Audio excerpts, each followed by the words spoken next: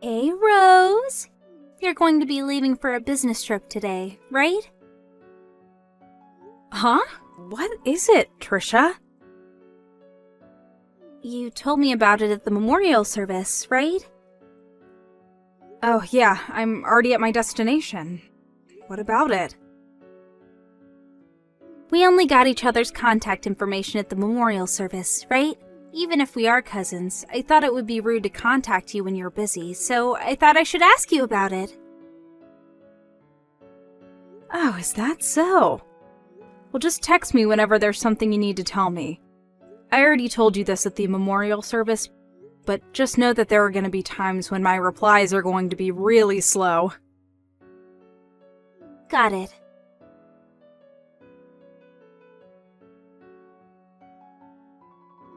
Good morning, Mrs. Yates. Is now a good time? Oh, Mr. Hunt?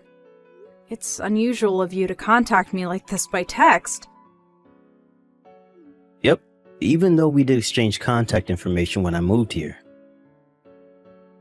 I mean, it's faster to just talk to each other in person when you live in the room next door. So, what's the matter? Well, this is going to sound rude, but I have a question for you. You said that you were going to be gone for a while, right? Oh, yes. About 2 more weeks. The lights in your room are on every evening. What? I'm currently on a business trip, so there shouldn't be anyone in the house. Yes, it looks like the lights are being turned off during the day, which caught my attention, so I decided to contact you. It's not like you come home from your trip occasionally, right? Yep. I haven't been home since I left. Did you ask one of your acquaintances to check in on your house then? I asked my landowner to do that for me, but I doubt he would visit every evening. Huh. So what is it then? Maybe a thief. What? Oh, never mind. I guess it's strange for a thief to visit every night, but if it's not your landowner, then that means that someone must have a spare key to your room. That's probably not the case. My parents' house is far away as well, so... Do you have any relatives living nearby? I have 2 cousins who live at a place that's a 20-minute drive from my house, but I haven't given them spare keys. Don't you think that this is quite serious? It seems so. I'll tell my company about it and come home this evening. Should I tell your landlord about it? Yes, it might make things go smoother if you told him what you know about the situation. Understood. Oh, and please contact me when you arrive. The landowner's a woman past her 70s, so I think that it would be helpful to have the help of a man at times like this. Thanks, that would be really helpful. Well, come home safely then. Yep, thank you for contacting me.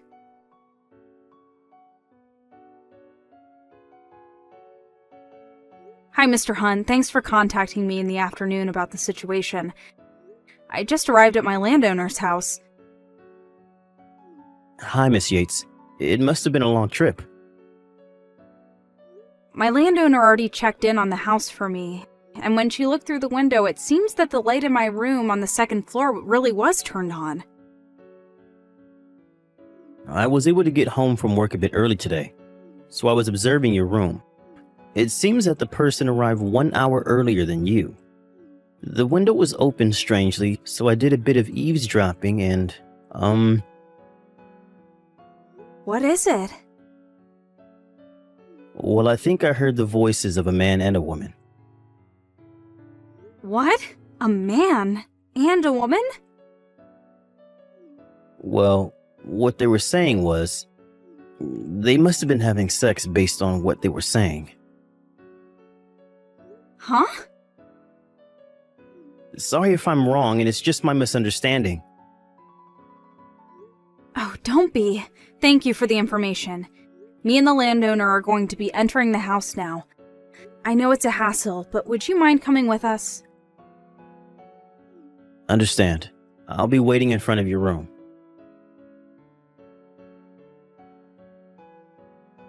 It was you, Trisha? Where did you run off to?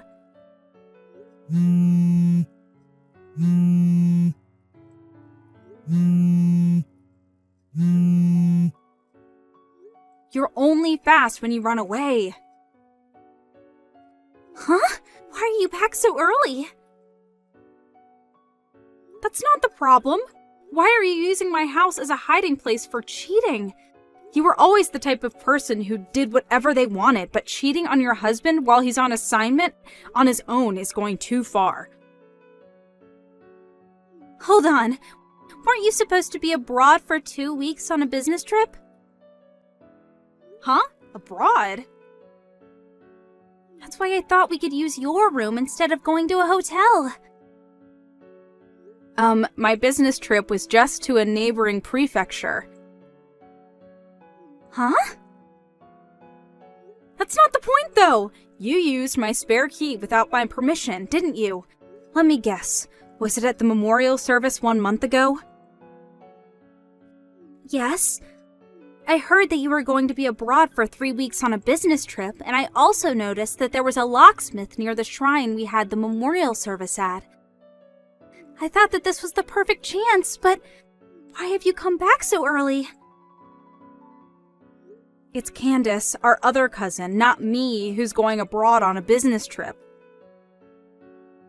Huh? Candace? You were sitting right behind us at the memorial service, right, Trisha? That's probably when you overheard us talking about how we were going to go on a business trip at the same time.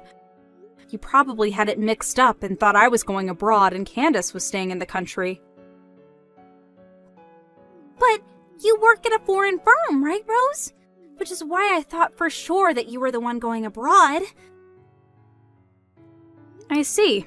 So you've got even that wrong. I work at a medium-sized company that just has a few offices around the country. Huh? It's Candace who works at a foreign firm. No way! There's no way Candace, who grew up poor and without a proper education, could get into such a place. It looks like you haven't changed and how you're still full of prejudices. Don't you know how hard Candace has worked up until now? She got into university with a scholarship that exempted her from having to pay a tuition since her grades in high school were so good. She even graduated at the top of her class since she's so smart. Wasn't she a high school graduate? Wow, how far do your prejudices go? Fine, who cares? It's not like you know who my boyfriend is or anything. Speaking of which, wasn't the man you fled my room with back there Candace's fiancé, Mr. Tyson? You know? Candace introduced me to him just recently, so we've met each other before. No way. When I barged into the two of you back there, he made a face looking like he knew he screwed up and said my name. It was Mr. Tyson, without a doubt, right? I'm going to tell Candace about this. Hey, hold on! Of course I'm going to tell your husband about it as well. I said hold on!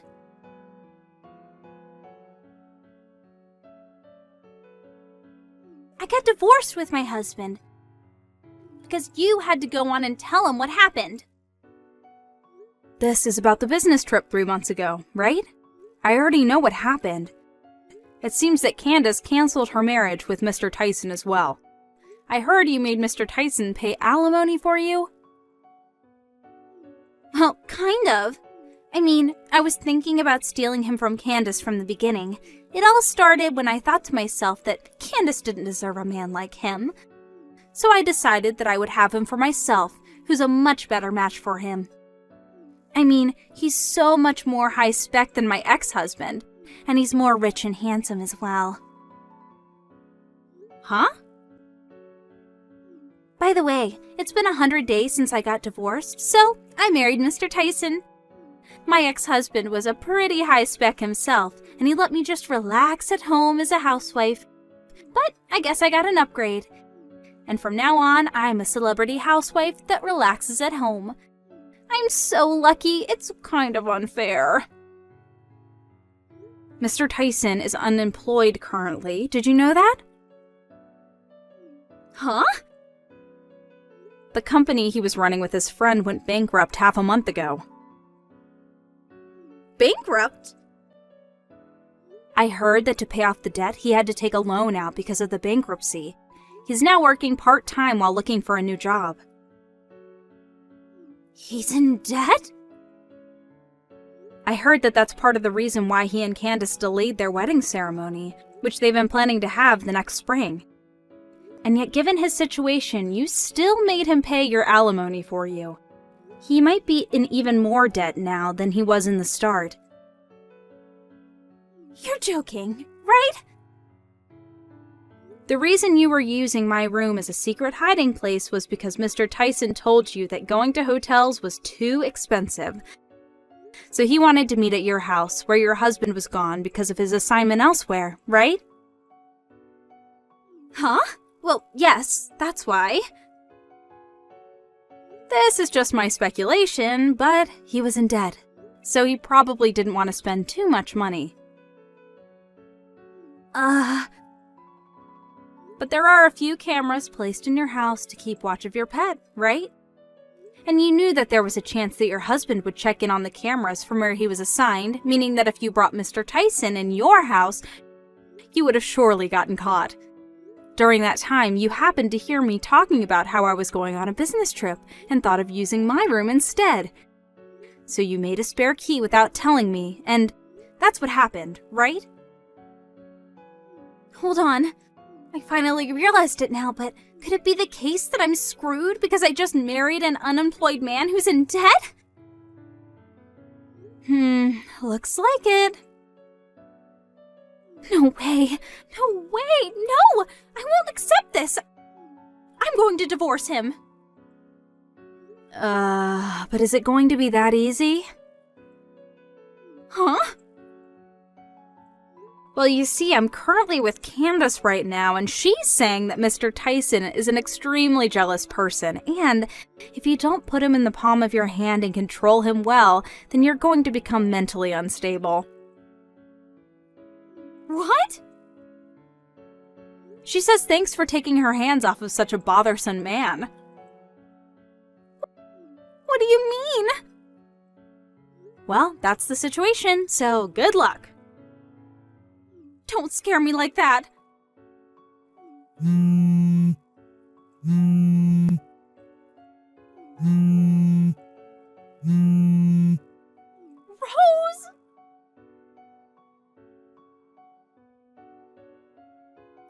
Good evening, Miss Yates. It's been 2 months since you moved to your new room. Have you gotten used to it? Good evening, Mr. Hunt. My move happened at the same time. It got really busy at work, so I was only able to arrange all my stuff just recently. But I only moved to the apartment across the street. The layout is similar to my old room, and the landowner is still the same. So it doesn't really feel like much has changed. I see. That being said, it's so freeing finally to get away from the room that was used as a secret meeting place for adultery. I'm glad you feel that way. You live in room 202 now, right? Yes. We're still neighbors like before, so I hope we can get along like before. It'd be my pleasure. On the other hand, though... Yes, what is it? Would you like to go out to dinner soon? What? I realized that I had never thanked you for helping me out with the incident a few months ago. What? Don't worry about it. I already received some expensive sweets from you. That alone is enough, thanks. It's not that I just want to thank you, but I thought that we could go out somewhere.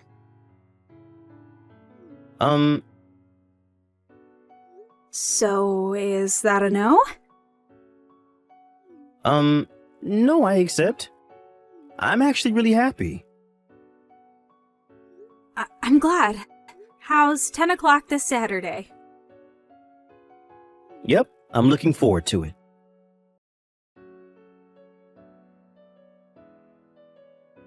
Trisha was unable to tell Mr. Tyson that she wanted to divorce him, and she was forced to take on his debt with him as his wife. But it didn't change the fact that she had stolen another woman's fiancé, so she could no longer depend on her parents since they had cut ties with her. Her dream of being a celebrity housewife that just relaxes at home was now not just a dream, but a dream inside a dream. Instead of living the life she thought she was going to live after marrying Mr. Tyson, she now lives in poverty, even though she works from day to night every day. She was immediately thrown into a horrible life. Not only that, but it seems that what Candace said was true, so that now Trisha is on the verge of mental illness. After sending her last message to me and Candace saying that it wasn't supposed to be like this, we no longer heard anything from her, since it seemed like she could no longer pay her phone bills. Ava, I heard you bought a house. Is it a detached house? I've been missing you, mother-in-law. Yes, it's a second-hand one. But it seems to be a big detached house, doesn't it? How nice. I'm jealous of your apparently good life. That's not true. It was old and run down, so I could buy it cheaper than the market price. And it's big just because it's a countryside house. But you renovated it and made it beautiful, didn't you? These days, renovating your own house is trendy. I've seen it on TV and videos. Well, yeah, that's true. So, when are you moving? Next month. Oh, that's soon. You should have told me. I was planning to report it at some point. I'm sorry it's late. My son is not good at communication. Unless I contact him, he doesn't call or text. I wonder if he's still holding on to the past. Are you talking about the story that you guys used his scholarship money a long time ago? Oh, you've heard about it. Used the scholarship money in gambling. Right. My husband squandered it on horse racing. Because of that, he became a struggling student. I heard he had to work part-time a lot. But most of his part-time job money was taken by his father. Life was hard at that time. I had no choice but to use my son's part-time job money to repay the debt. I feel bad for my son, but I guess it can't be helped. We're a family, we have to help each other. But he ended up bearing the repayment of the scholarship money you squandered in gambling, right? Yes. Originally, the person who received the scholarship should repay it. Even if we say squandered it, it wasn't the full amount. It's also true that we used it for his tuition. It's only natural for him to repay it. I feel like my husband's burden is too great. But he's working for a good company now, isn't he? And he has the financial power to buy a detached house. Repaying the scholarship wouldn't be a big deal, and my son agreed to it. Is that so? Well, who cares about that anymore? I contacted you because I have something important to talk about. Something important? Yes, we've decided to live with you. See you next month. Excuse me? You mean live together? Yes. It seems you've bought a very large house. It's too big for two people to live in it. We also wanted to live in a detached house with a garden, so we thought it would be just right. Please wait a moment. It's hard for me to respond to such a sudden proposal. You haven't talked to my husband about this, have you? It'll be fine with my son. He'll definitely agree. He's always been a good listener. But that's a problem. We have our own circumstances too. What circumstances? My husband was recently diagnosed with a disease. Cancer. Cancer?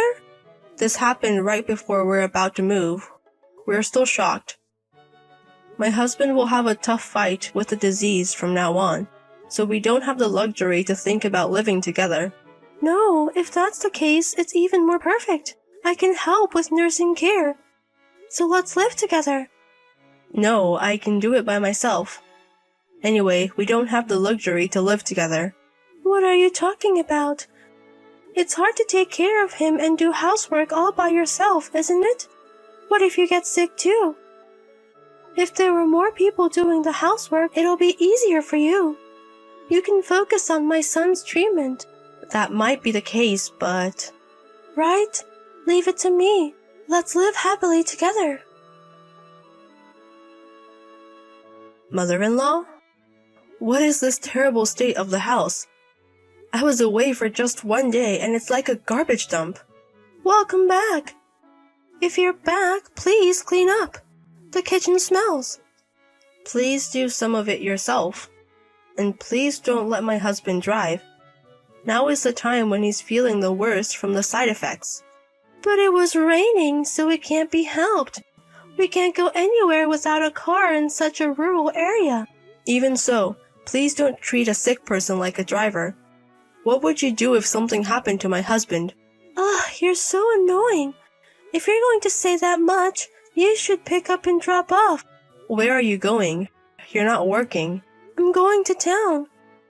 There's nothing around here but mountains and rice fields. I'll go senile if I stay in a place like this for long. It's because you're not at home that I'm asking my son to drive me around. I have a job. As you can see, my husband isn't in a condition to work properly, so I have to work for two. Well, thank you for your hard work. By the way, I'm out of money. Next time, please give me about $500. What? You've already used it up? I just gave it to you 3 days ago.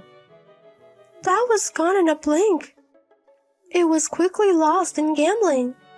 Does my father-in-law go gambling too? I wonder, isn't he out drinking somewhere? I haven't seen his face for 3 days.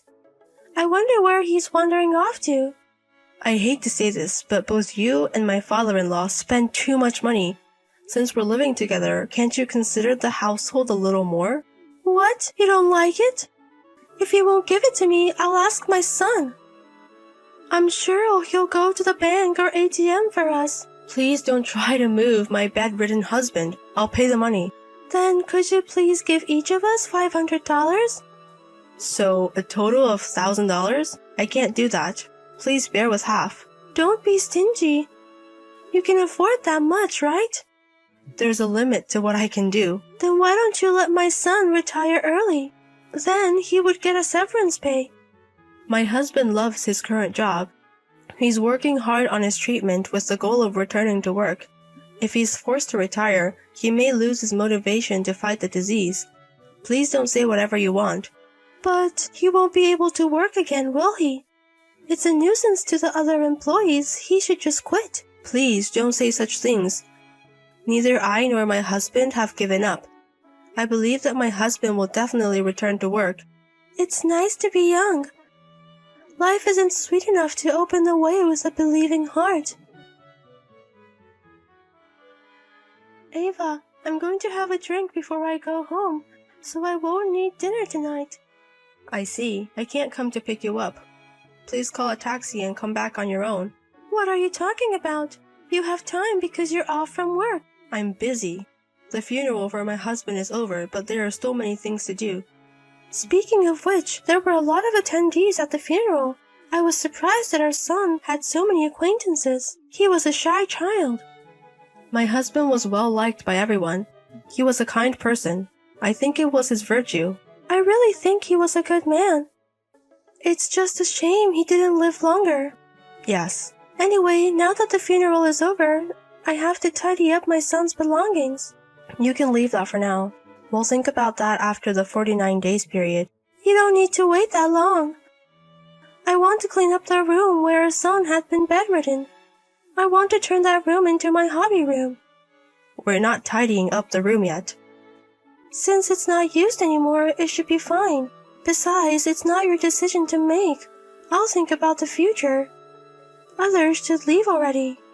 What do you mean? Just what it sounds like. My son's not here anymore, so you're a stranger now. You're asking me to leave? Because we're not related by blood. There's no need to live together anymore.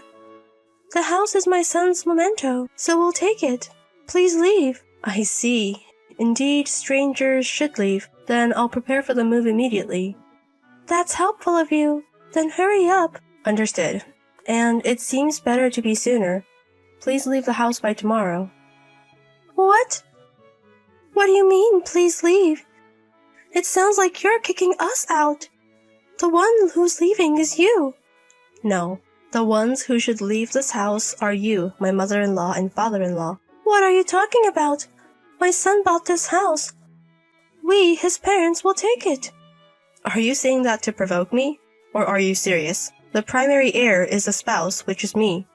I'm the owner of this house. If I say you should leave, you should leave. My son would never allow that. He acknowledged that we live here.